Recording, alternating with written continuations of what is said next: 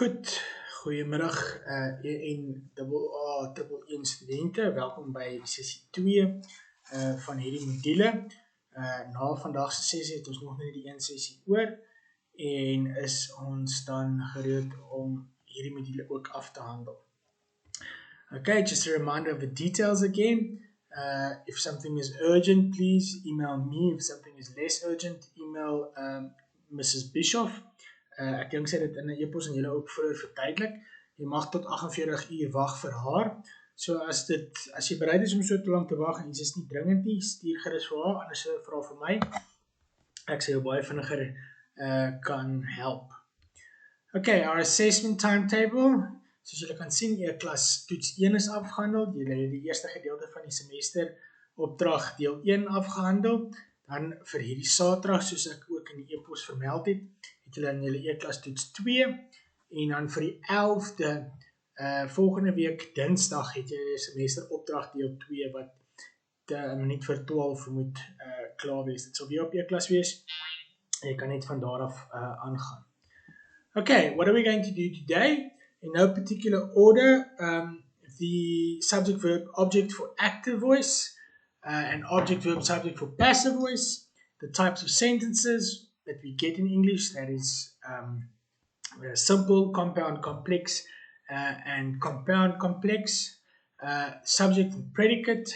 We're going to start off with types of adverbs, then there will also be phrases and clauses, active and passive voice, and direct and indirect voice. Now, all of these things, with the exception perhaps of subject and predicate and direct and indirect speech, are related to one another. We're specifically looking at sentence structure today, identifying certain features, and then discussing what we can do about it, what we can identify, and how they can change.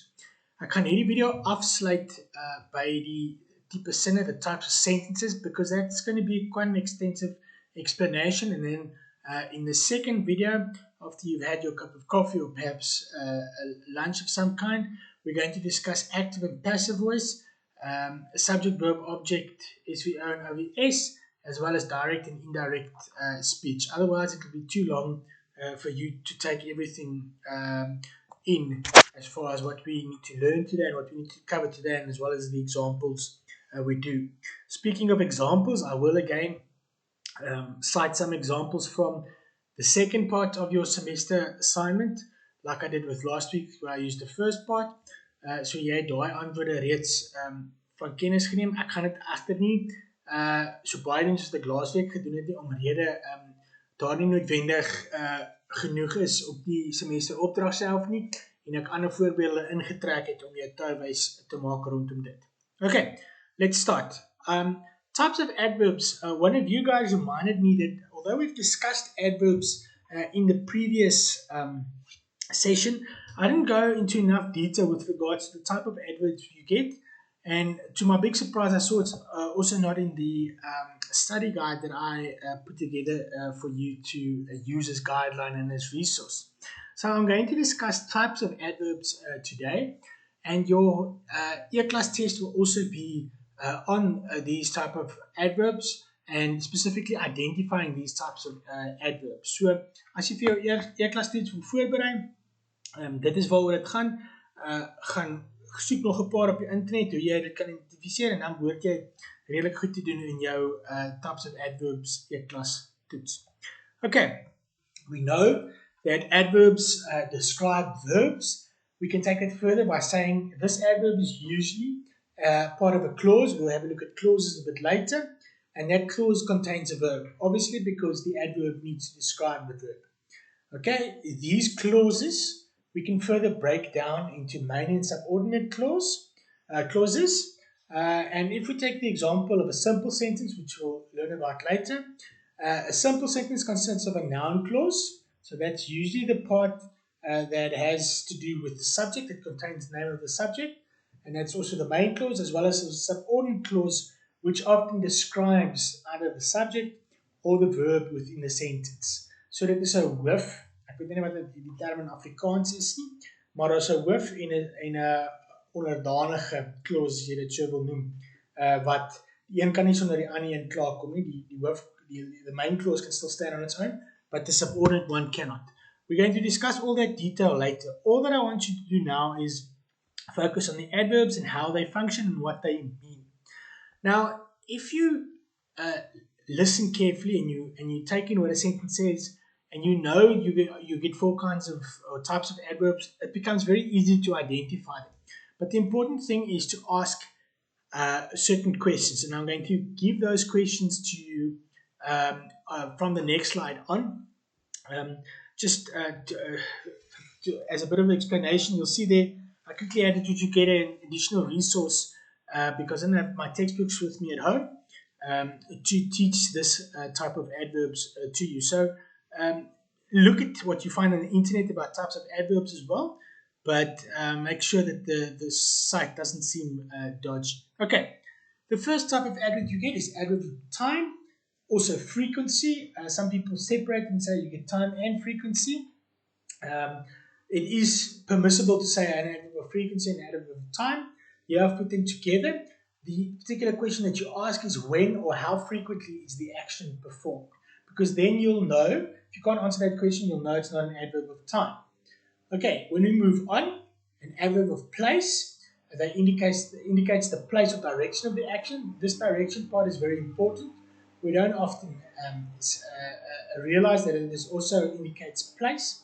And the question that you ask there is where is the action performed. So if you can't say where the action is performed, you know it's not an adverb of time. Next one, the third one, is the adverbs of degree. This is probably the most tricky one. Dit is soos 'n skaal. Hy loop van sê nou maar 0 tot 100, maar die probleem is as ons die adverb sien, dan weet ons nie wat die wyte van die skaal is. So look very carefully, and I'll show you the question word now. They express the importance, degree, level of the action in a sentence, and that's why we refer to them as degree. And the important keyword there, the question word there, is how much is the action performed. So where we had with manner, with place is where, and with time when or how. With degree we ask how much. Now the final one we have there is an adverb of manner. Okay, this tells us the way something is done. So your question word is not how much, but how is the action performed. And that is your, if you can't answer that, you know you don't have an adverb of manner. So it's when or where, it is how much or to what degree, level, that's degree. Place is where, as I said. Time is when or how frequently. And then the last one, manner, is how is the action performed. Kom ons kyk na 'n paar oefeninge in die volgende skyfies wat volg. Ekskuus as jy dalk 'n grassnyer in die agtergrond hoor. Dit is grasnydag hier by Aros en jy mag dalk dit net hoor. Dit sal binnekort verby wees. Ek hoop nie dit beïnvloed wat jy hoor nie. Okay, let's have a look at these types of adverbs. I just want to make sure that I didn't skip a slide. No, I did not. So the types of adverbs. Firstly, there, the sentences, we found it surprising, however, it was good to know. Okay, so your verb there is found. How did we find it? Immediately, I asked the question how. So this indicates to us that this should be, if I can just get back to my slide without the computer playing tricks on me. Okay, this should be an adverb of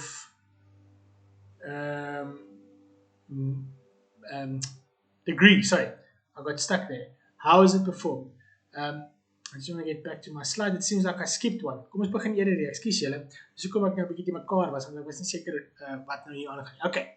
So the first one there, let's start with that one. I'm very pleased with the results. Am is your verb, or am pleased is your verb. Your adverb is very and very.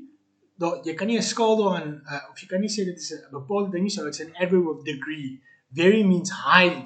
It's the lowly of intermediately, very, and this indicates an adverb of degree. Then number 2, the package was delivered here yesterday. This is an interesting one.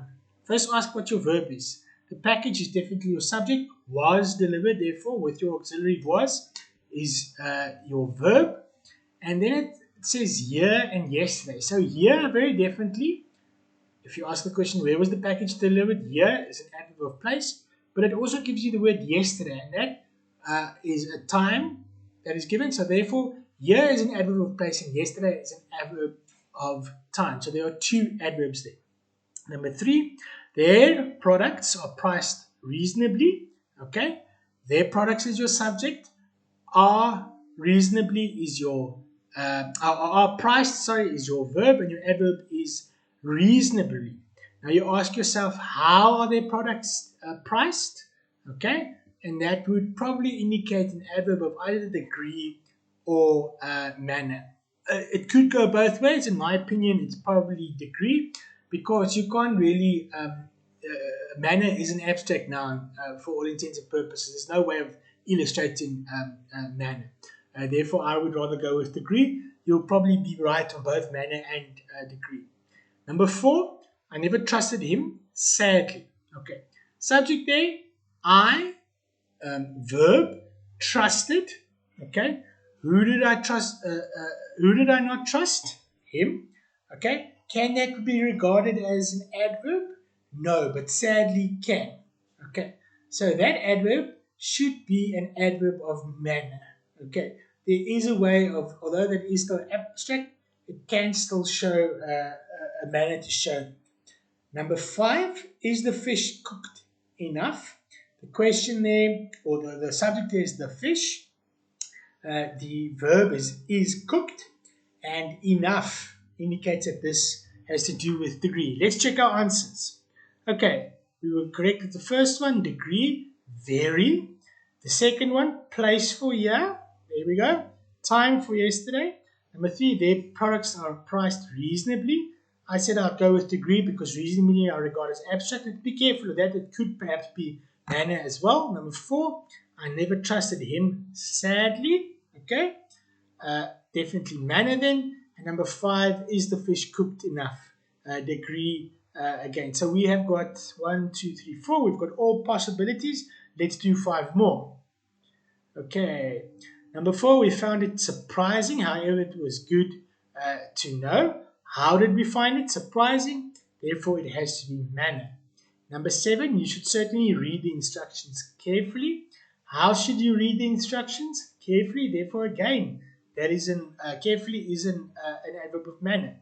Number 8, she usually talks about her private life openly. So there's an adverb in usually and openly there. Okay, this could be tricky. I want you to think about it. I would say usually is probably an adverb of manner, but there could be some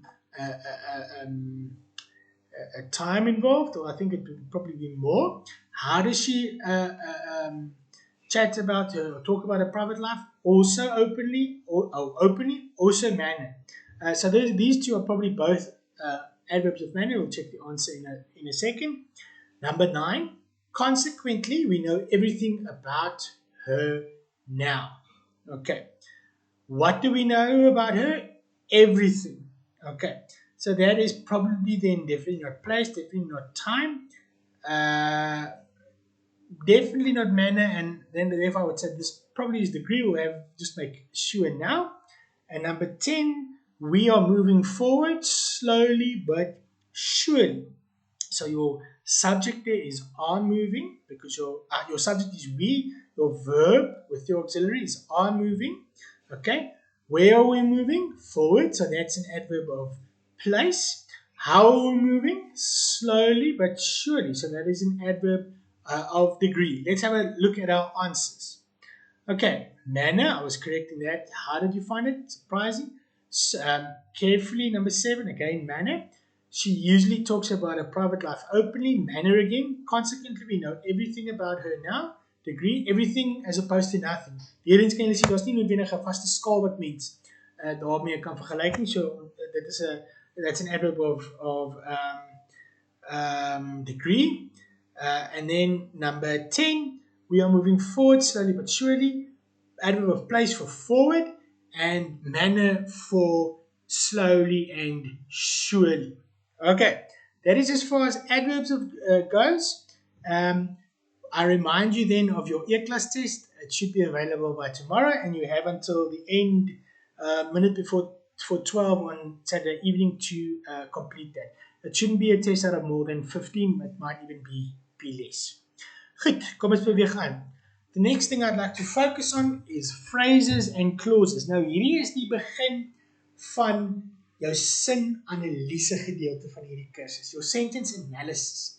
Before we start identifying types of sentences, we need to realize what units, in other words, individual words put together to form a unit, a sentence or sentences can be made up of. Not all sentences are necessarily the same. Okay, let's quickly see. Clauses, simply put, is the part of the sentence or the group of words that contains a verb. Not necessarily a subject, but definitely a word. And there should be something that should actively, or that can actively be doing this. Onthou asseblief, ons het verlede week geleer van gerunds, verbs that act as nouns. Be careful that you do not identify a gerund within the context of a sentence as a verb and therefore say that sentence is a clause. Okay, wees versigtig daarvoor.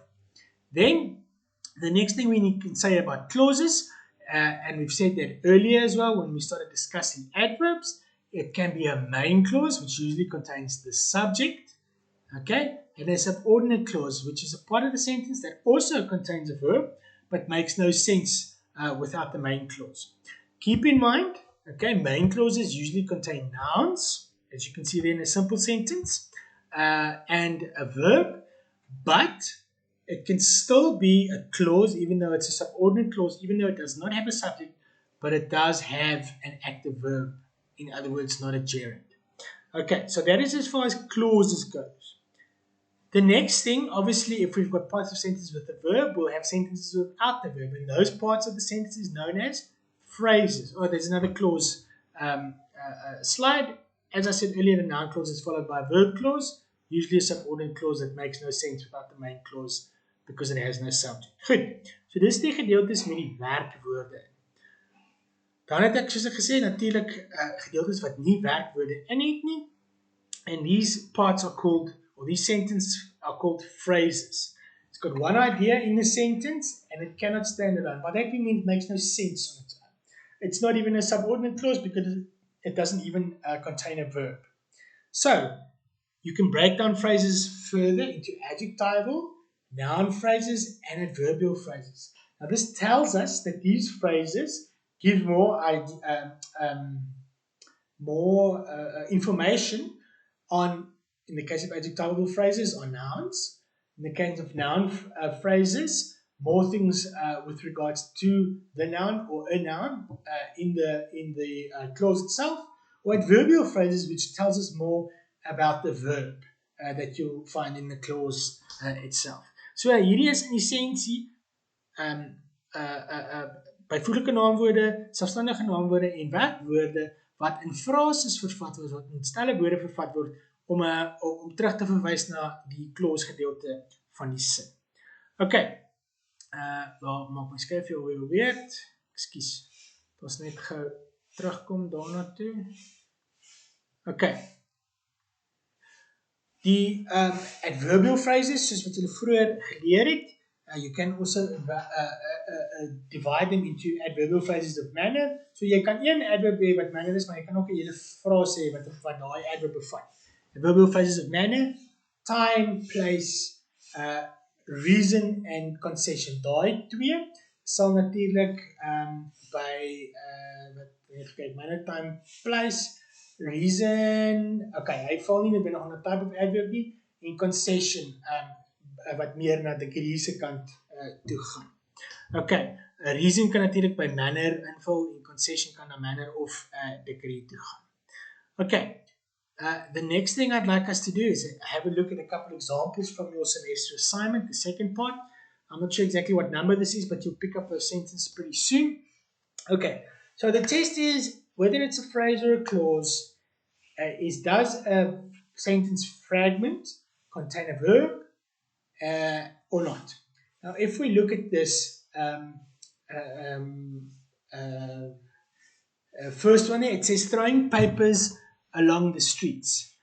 Does it contain a verb? Okay. In this case, probably not, because throwing, beware of your ing verbs, could be a gerund. And I'll say that because I'm going to try and use it in a word, in a sentence. If I say the man throwing papers along the streets, jogged with his dog. So the main thing the man is doing there is jogging with his dog. So this throwing, therefore, acts as a noun for what he is, the activity he's doing. Okay, not the physical verb itself. So it should be a phrase, this, but it can also be a dependent clause, okay, because it can be describing certain things about the man. So hou maar net, ons gaan nou kyk wat die antwoord daar is. Daai verb of daai gerund kan nog steeds 'n verb wees. Goed. Nummer 2, while debris covered the park. Simple question here, is there a verb in that sentence? The answer is no. So definitely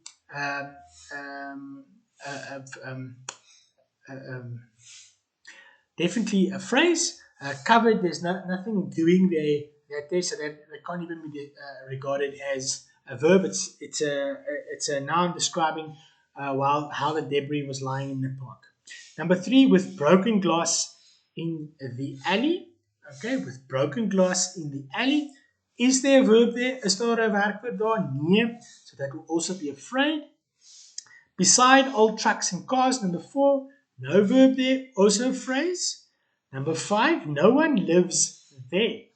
Okay, look carefully. No one is a subject. Lives is a verb. There is an adverb describing an adverb of place. Okay, so this definitely is a clause. Not just by the fact that there's a subject, but because there is the verb lives there. Number 6, for lights on every corner.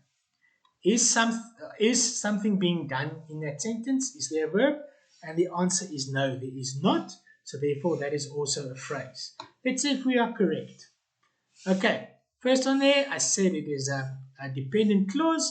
Technically speaking, it could also be a phrase, but I think that throwing a verb, which could be either a gerund or a verb, probably dictates that it's a dependent clause.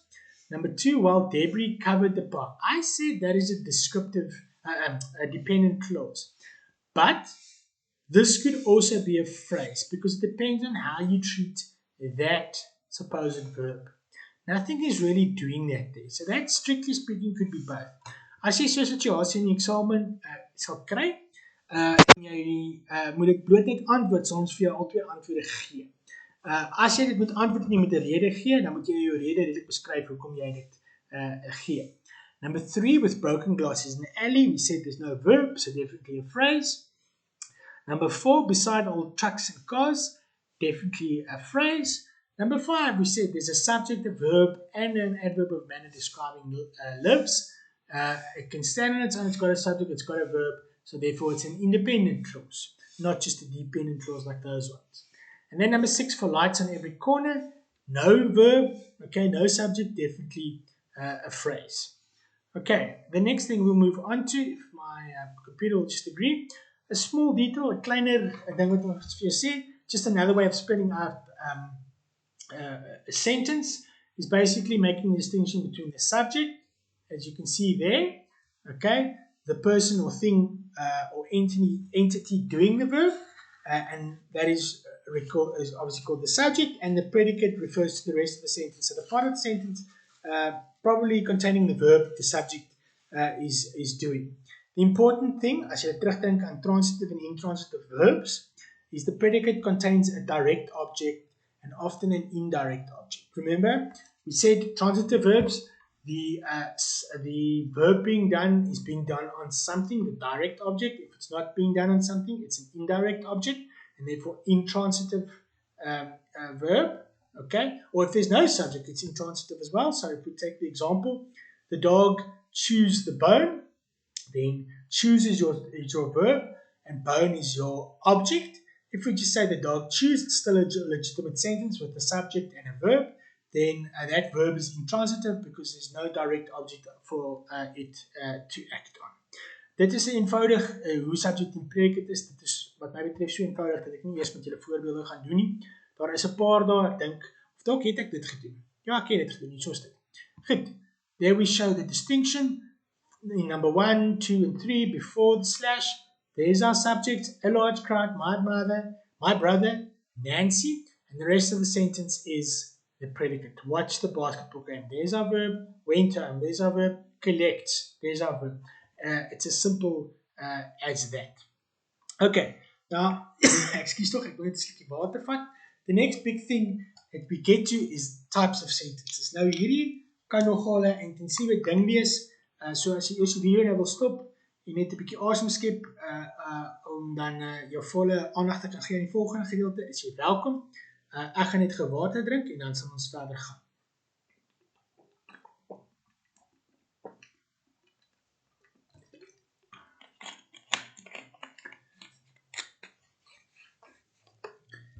Goed.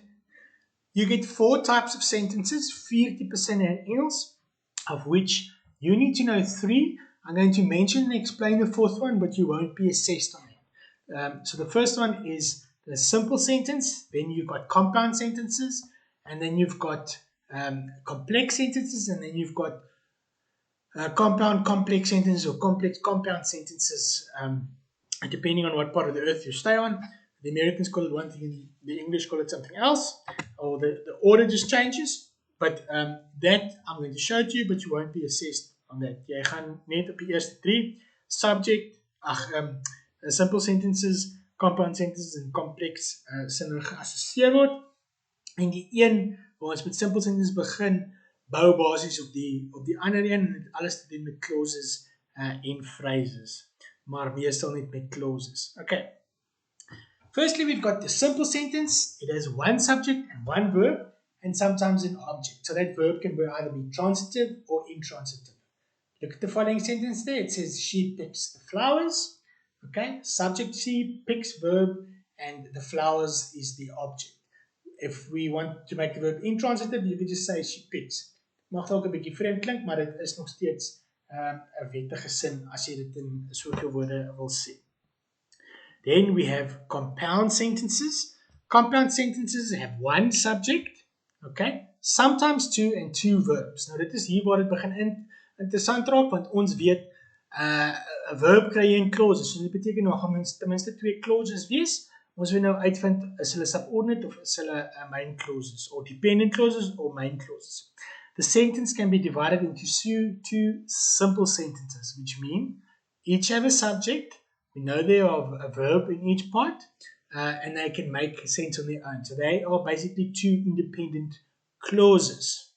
Okay, a conjunction, a voegwoord, joins the sentences.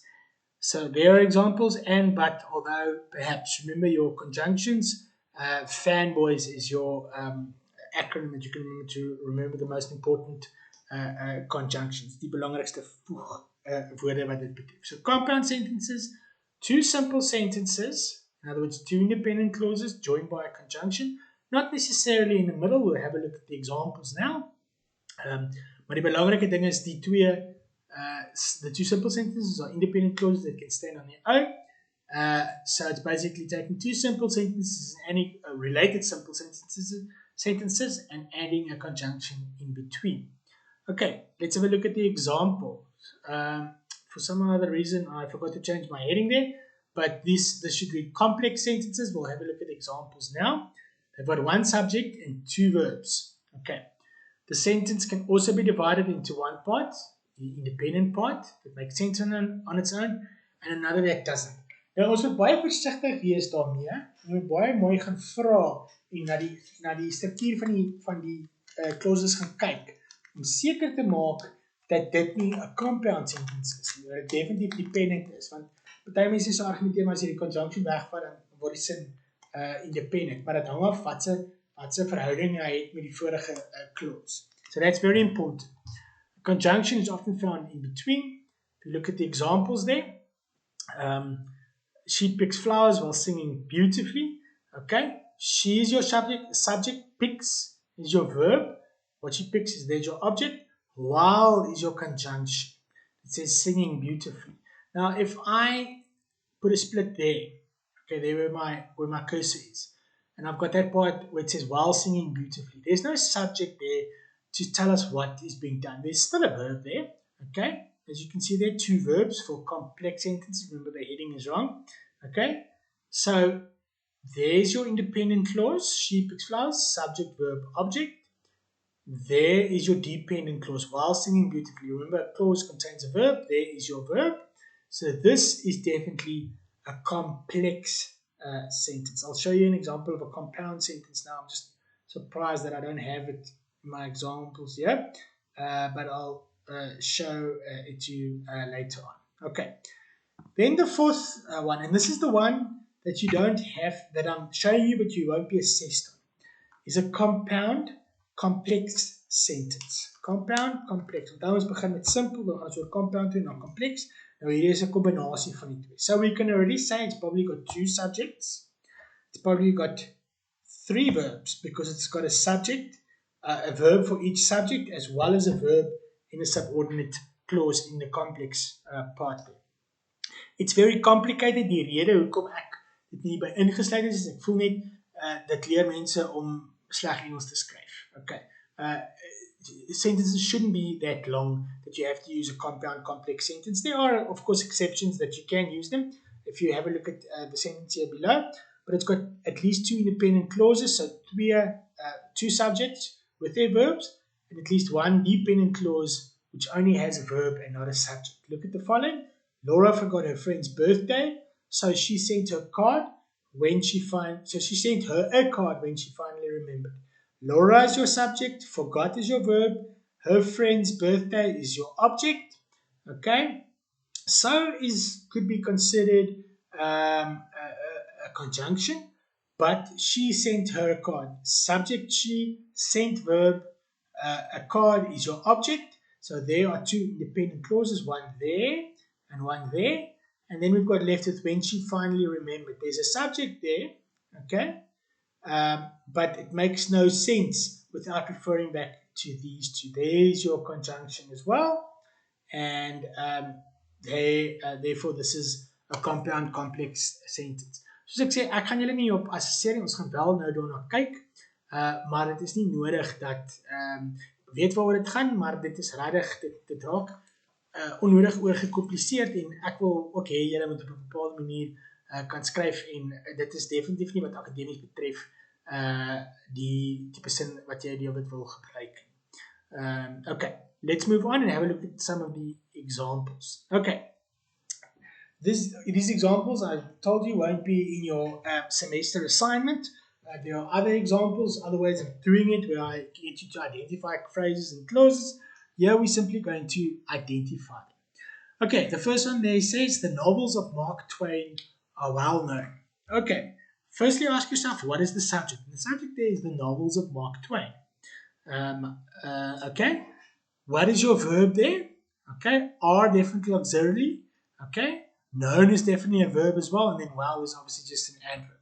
So it's got a subject and it's got a verb. There's no object there, but that doesn't matter. That sets the basic conditions for a simple sentence. An independent clause with a subject and with a verb.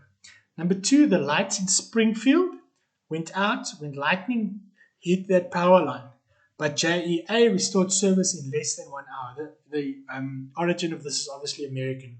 I take it that is the American electricity company or something like that. Okay, let's have a look at the first part of the sentence. The lights in Springfield, that is your subject. What did they do? They went out. That is your verb. How did they go out? Why? When lightning hit that power line. Okay, so that is probably, okay, let's just make sure. The lights in Springfield is your subject. Your verb is went out, but there's no object there. Okay, when is a conjunction. So when lightning hit that power line.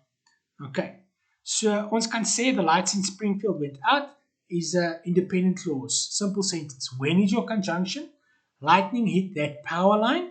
So this part of the sentence, until there, where is my cursor now? Until there is definitely complex. There's your independent clause. Until out, there's your your submissive clause, your dependent clause. When lightning hit that power line, there's your dependent clause. So this part is complex, but we've got this left. So there is a conjunction, but JEA restored service in less than 1 hour. JEA is your subject, restored is your verb. Now, what did they restore service? There's an object. So this is an independent clause on its own. There's the conjunction. So this means 1, 2 independent clauses with a dependent clause. So therefore, this is compound complex. Okay, wees op die uitkyk hiervoor. Ek weet ek het gesê ek gaan dit nie assisteer nie, maar hou jouself skerp deur te kyk en te vra wat gebeur. Number 3, the art auctioneer stepped to the podium and then he asked his assistant to describe the first painting to be sold. Let's have a look at the first part of the sentence. We've got there, number 3, the art auctioneer, that's your subject. What is he or she doing? They step to the podium. Stepped is your verb, to the podium, or the podium is your object, to is just a preposition. So there is an independent clause already. And is a conjunction, a voegwoord. Then he asked his assistant to describe the first painting to be sold. He is a subject, asked is a verb.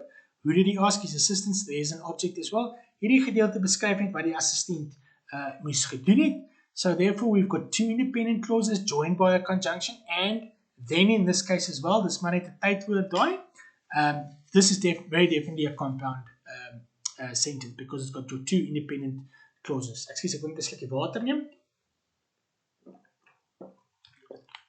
Number 4, fish swim in underground streams beneath the Sahara Desert.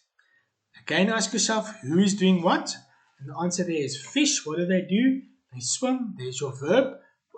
Where or how do they swim? In underground streams. That is an object, or it could be an object, or it could just be an adverb in itself because it tells us where they swim. Beneath the Sahara Desert. Okay.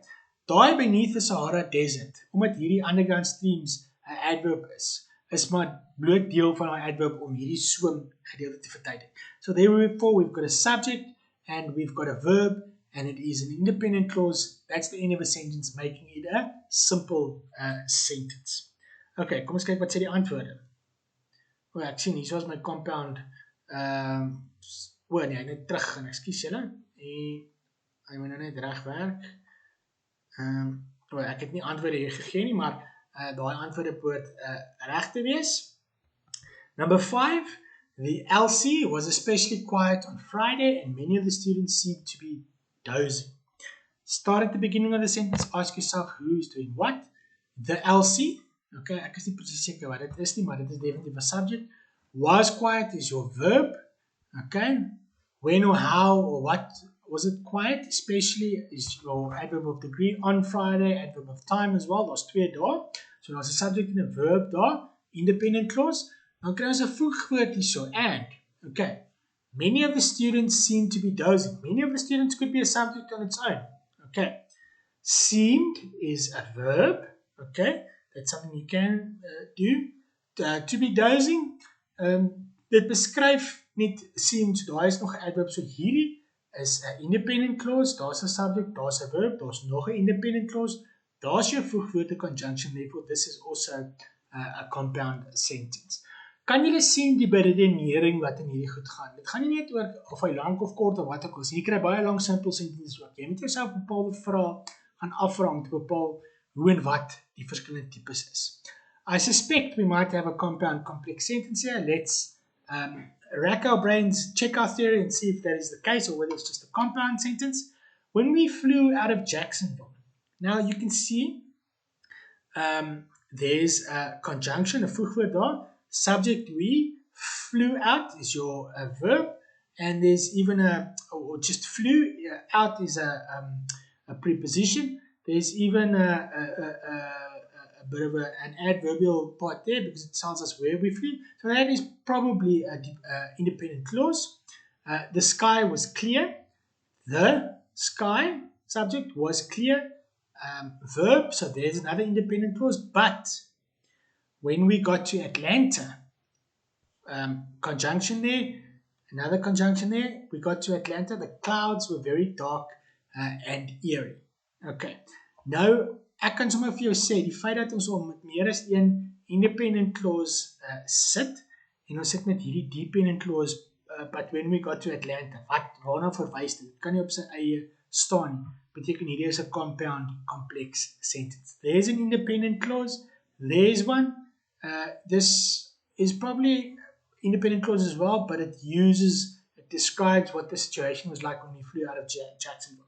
So kan julle sien hoe gecompliseerd hierdie goeters raak. En dit soos ek sê, dit raak heeltemal eintlik, dit moedig slegte skryfstyl. So this is very definitely a compound complex sentence. 2 independent clauses, perhaps even 3 if you consider that to be an independent clause, and a dependent clause with but when we got to Atlanta. Number 7. The traffic barely moved. Each car seemed to be attached to the cars before it and after it, like a single segment in an earthworm. Okay, interessant genoeg gebruik hulle die komma punt. Ons gaan later weer hierna verwys in die volgende sessie. But let's have a look at the first part of the sentence. The traffic barely moved. Traffic is your subject. Moved is your verb. Barely is an adverb. There's no object. This is an independent clause, even though that does not have an object. Each car seemed to be attached to the cars before it and after it. So each car, subject, seemed, verb, en dan dit beskryf seem, so daai gedeelte is 'n adverbial phrase, alhoewel daar's 'n werkwoord, so dit kan 'n dependent clause ook wees. Ja, dis reg, dit is 'n dependent clause. Attached to the cars before it and after it. Okay, so independent clause, okay. Dependent, daai stukkie daar, like a single segment in an earthworm, dit is ook dependent daai. Ons kan baie definitief sê hierdie is nog 'n compound complex sentence, want daar is 'n independent clause, daar's een, and there are dependent clauses, so it satisfies the theory condition. Number 8, before we could move into the building. Before is the conjunction. We is a subject. Could move is a modal verb, modal auxiliary verb with move your finite verb. Into the building is, in this case, a preposition, and the building is your object. So there, despite that, no. Kom ons lees in die sin geklap. Before we could move into the building, the inspectors had to examine each floor, and the fire department had to check the sprinkler system. Nou, ons kan sommer van meets af sê, hierdie twee sinne, the inspectors and the fire department niks met mekaar te doen nie.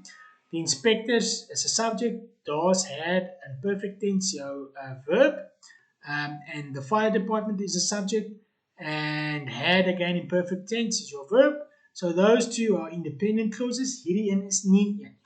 Omrede, daar 'n conjunction is, maar daar is nog steeds 'n verb. So dis nog steeds 'n clause, maar hierdie stuk, daar is stuk daar, en dit word aangedui jou conjunction, maak nie sin op sy eie. So 2 independent clauses, the inspectors, the fire department, and then your dependent clause, again, a compound complex sentence. Hierens is nie iets wat ons gaan assesseer nie, is iets wat ek bloot vir jou wys, dat jy weet wat dit is, as jy dit sien. Number 9, the home is the oldest institution in the world. Ek klink soos 'n stukkie filosofie dan. Let's have a look at that. Firstly, the home is your subject, okay? Is your verb. The oldest institution in the world. Daai is bloot maar adverbial, maar as 'n subject en 'n verb, so hierdie is 'n simple sentence. Hy voldoen aan die basiese vereistes vir 'n simple sentence. Number 10, the hummingbird is the only bird that can fly backward, okay? Who is doing what? The hummingbird is your subject there. Is your verb. The only bird that can fly backward. Okay, so it gives us information about how it can fly. The fact of the matter is, there's a subject, there's a verb. The rest of this is all adverbial. It all relates to the verb and the noun there. So this is again a simple sentence daarso. Goed. Ek wil hê ons moet aanbeweeg. Ons het daarna gekyk. Daar is nog 11 dae. Goed, ek wil nog 5 doen en dan gaan ek die volgende 5 op 'n forum op e-klas sodat julle dit self kan gaan probeer en ook sê hoekom julle dink dit is sodat ons net seker is daaroor. Die forum gaan niks ekstra tel nie. Dit is maar bloot dat ons saam daaruit kan leer en julle ook daarna kan kyk. Number 11. The United States and Russia were the first countries to develop the atomic bomb. Who is doing what there? Okay, so your subject there, therefore, is the United States and Russia. Were is your verb. Remember, it can't be to develop, because to develop is an infinitive with a to in front. So the subject there is the United States and Russia. Your verb is were. Okay, what were they? The first countries to develop the atomic bomb. So dit verduidelik bloot hierdie verb. So this is an adverbial phrase. Okay, and therefore there's a subject, a verb, and an adverb relating to that verb, or an adverbial phrase relating it to this is a simple sentence. Number 12, those people who do not respect the rights of others are selfish. Okay, kom ons kyk mooi hierso.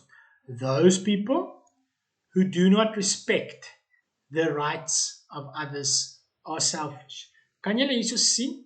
Daar's 'n subject. What are those people? They are selfish. What are they doing? Okay. So there's a subject, there's a verb, but then we've got this clause here. Is it a clause? Okay. Yes, there's a verb there, but there's no subject. Okay. So this is a subordinate clause. There's an independent clause. Therefore, this is a complex sentence.